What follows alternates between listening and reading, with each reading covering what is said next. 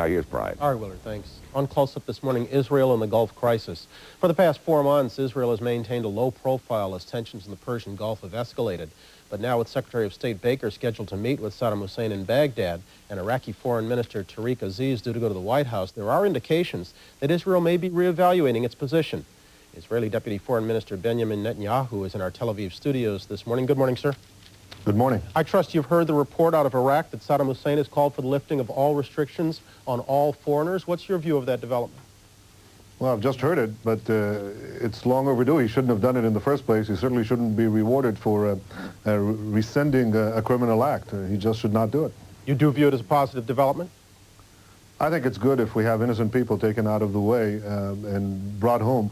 But I don't think that Saddam Hussein should be rewarded. You know, the typical symptom here is that you have a gangster or somebody acting like a gangster, taking people, holding them by the throats, threatening to kill them, and then releasing them, and everybody goes bonkers over gratitude. He deserves no gratitude. He simply should do what is humanly decent and responsible. But has it not removed in your mind what might have been for some a valid reason for going to war?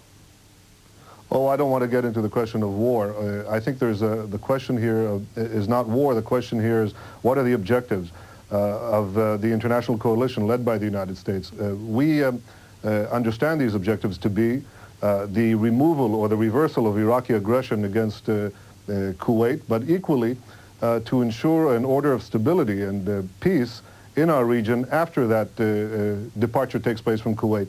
We support those goals and we hope the United States can achieve them. If it can achieve them peacefully, so much the better. You say you don't want to talk of war, but no less than Shimon Peres has said that the appearance is that Israel is trying to push the United States into war. And there's a report out of Jerusalem that Israel is demanding a commitment from the United States that America put an end to the Iraqi military threat. I don't know about these reports. I do know what our policy is.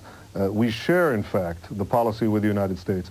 Because, you see, what is threatened by Iraq is not just Israel. Everybody is threatened by Iraq. If Saddam Hussein maintains, if he devours that prey and keeps it, he will go after other prey. If he gets out of Kuwait but remains with his war machine intact, who can say that tomorrow or a year or two from now he won't turn on some other target? It may not be Israel. It may be somebody else in the region. It could be Turkey. It could be Saudi Arabia again. It could be anyone. So the question is really, how do we neutralize the threat posed by this vast war machine that Iraq has in the wake of the Gulf crisis? Are you denying that Foreign Minister Levy translated a message to U.S. Ambassador Brown that in effect asked for a U.S. commitment to end the Iraqi military threat?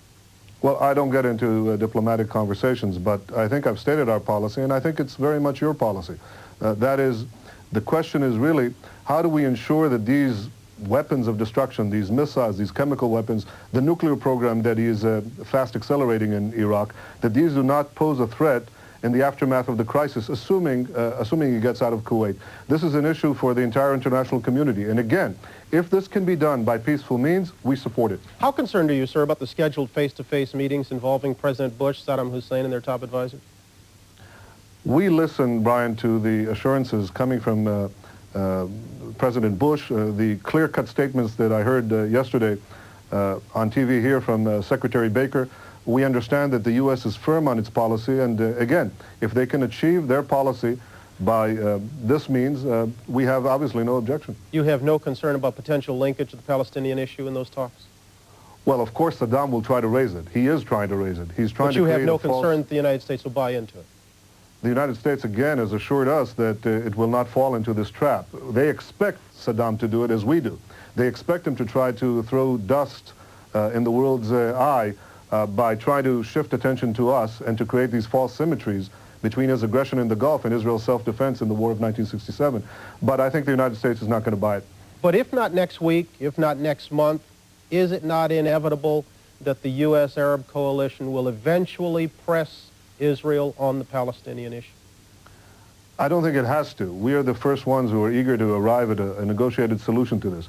But a solution has to be realistic. It has to understand that in the Middle East, in the absence of democracies, when you have Saddam Hussein and Arafat in league to destroy Israel and destroy others, the only peace that will endure is a peace that can be defended. And Israel has to have the means to defend itself. I think that is an understanding that we share with the United States. There is a report out of London coming from the BBC that the United States has proposed that the UN Security Council should consider convening an international peace conference on the Mideast. How would you view that? Brian, I heard those reports like you just a short while ago. I understand there's also a report of a U.S. denial. I cannot confirm it. I have not seen the denial, but go ahead.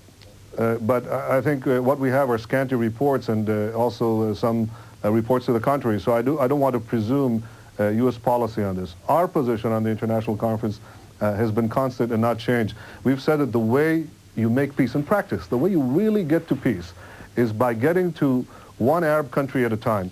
If in Camp David you had Sadat and Begin sitting not with each other with the help of the United States, but if you had Gaddafi there, Saddam Hussein, Assad, there wouldn't have been peace. So we want to go at peace step by step, one by one. If we try to jumble them all together, we're not going to get peace. We're going to get at least a verbal shooting match and perhaps leading to something worse. Benjamin Netanyahu. Thank you, sir. Thank you. It's 1/4 past the hour. We're back in just a moment. This is Today on NBC.